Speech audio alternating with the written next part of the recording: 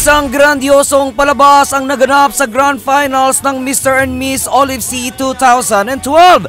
Ang nasabing personality contest ay ginanap sa Inares Sports Complex sa Pasig.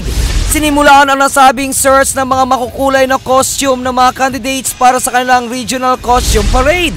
Kanya-kanya ring pasiklaban ang mga kalahok sa pagpapakilala.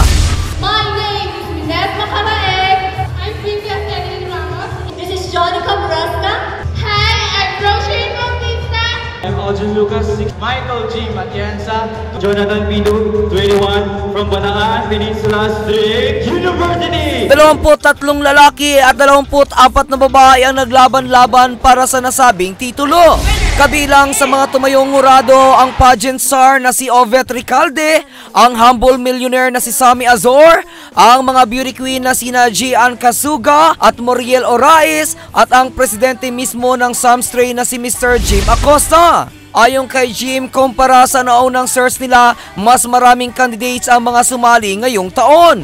Yes, mas malaki ito, mas maraming candidates, saka marami nag-participate ng mga eskwelahan. Umaasa rin si Jim na tulad ng mga naunang winner na nagkaroon ng pangalan sa showbiz ay mabigyan din ng tsansa ang mga nanalo ngayong taon.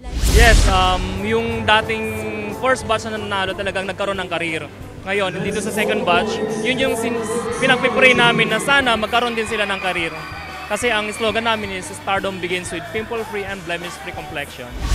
Kaugnay nito, tinanghal na Miss Olive C 2012 si Rohama Ruyarte ng Hillcrest High School, habang Mr. Olive C naman si Aljon Lucas ng Taytay United Methodist Christian School. Samantala, kinumpirma din ni Jim na lalaban ang mga winner sa Guatemala sa darating na Oktubre. Ang mananalo sa 2012 Olympic Campus Model Search ay papadala sa Guatemala this coming October para sa Mr. and Miss Teen Universo.